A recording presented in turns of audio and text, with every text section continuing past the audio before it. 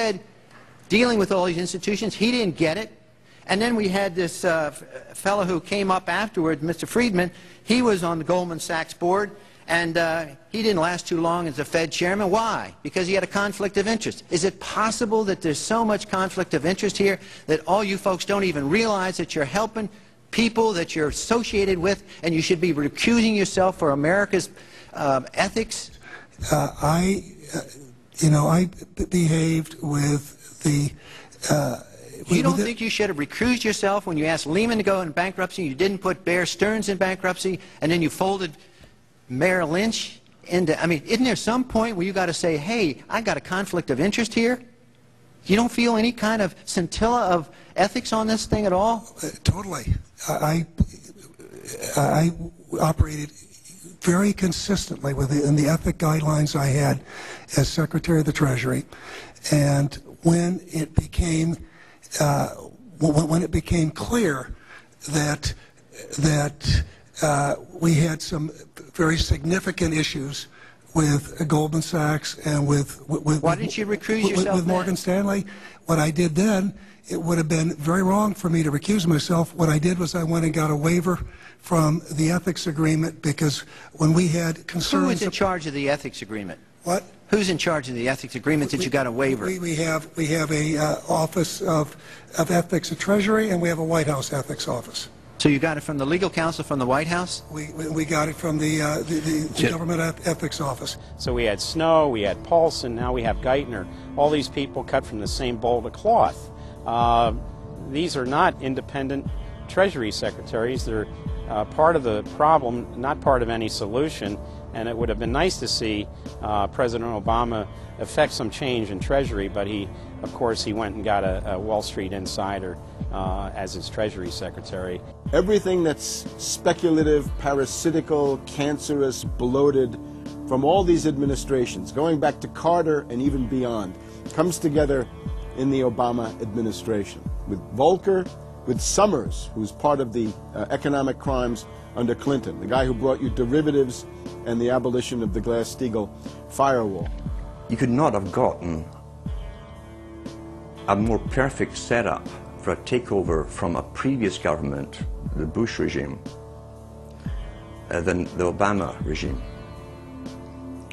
Now, there are some authors out there already saying that it's the same bunch, and it's true. It's the same bankers who put the same boys forward.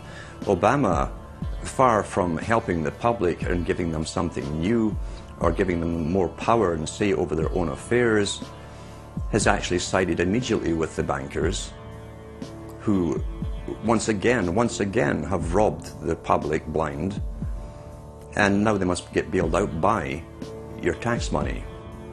Obama does it all with left cover.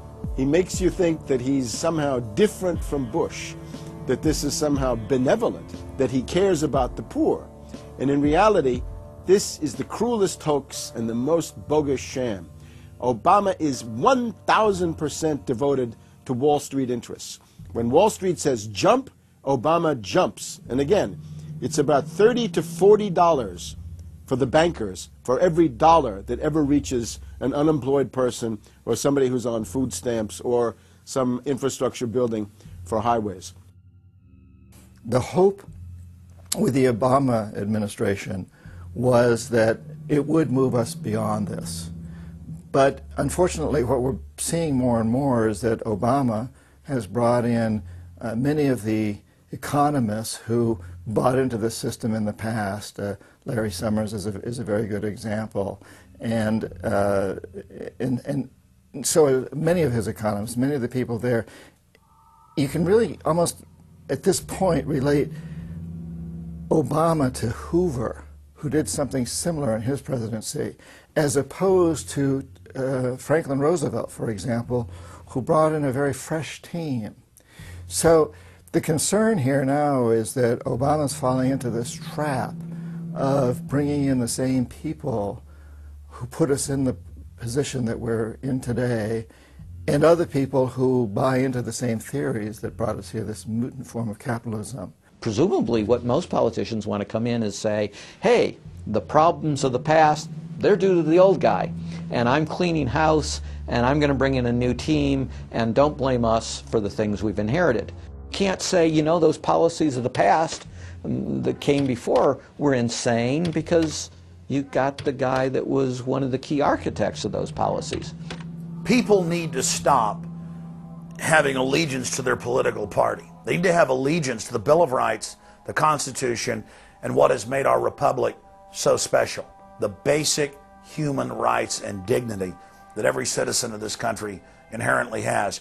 Not because it's some right given to us by government, but because our Bill of Rights, our Constitution, enshrines that these are inalienable rights given to us by God, that we inherently have as sentient, free, conscious beings.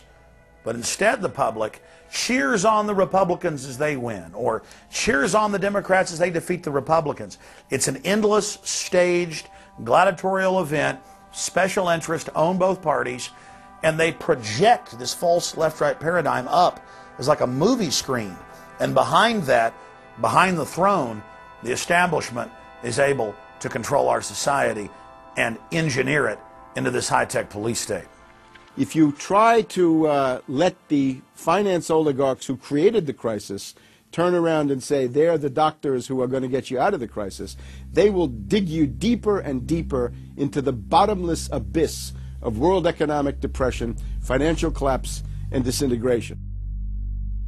The Democrats have really done more to destabilize the American economy and to help the big banks on Wall Street than the Republicans have done. I would imagine that the Republicans know a little bit more about finance and markets enough that when someone like Goldman Sachs asks the Congress to change laws as they did in the 90s to do away with position limits on the futures contracts, the Republicans would have said, no way, that's completely inconsistent with any notion of a fair market. But the Democrats, I have a feeling, are just not financially literate enough to say no.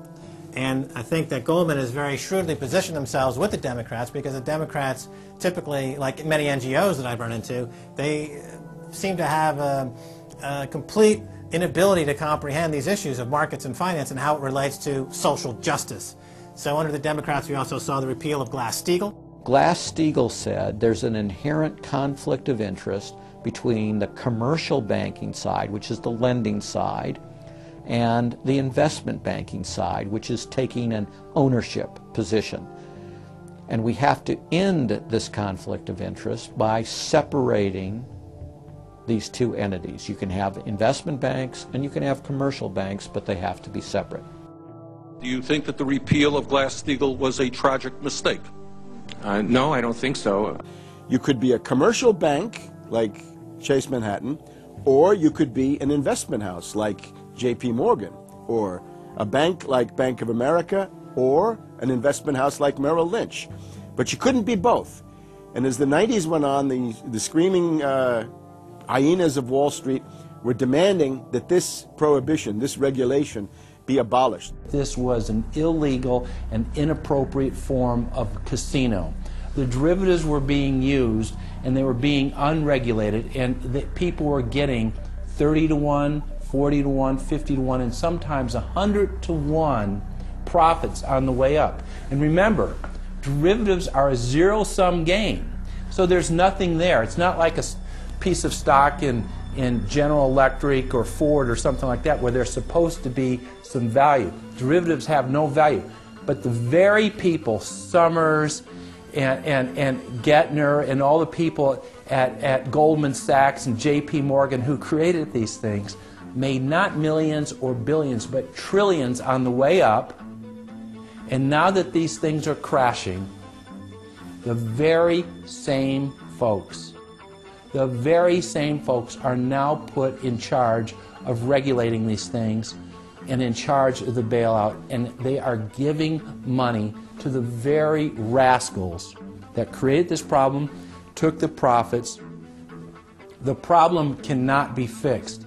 And this is on Obama's watch right now. You have so many different schemes and mechanisms at play. It's sort of like after there's a blackout, you know, people in some parts of the country have been known to loot the local stores. You know, they go in, they grab the televisions, and they grab the stereos. And basically that's what the Wall Street gang has done. They've just engaged in this massive looting of money from their own companies and now from the U.S. Treasury.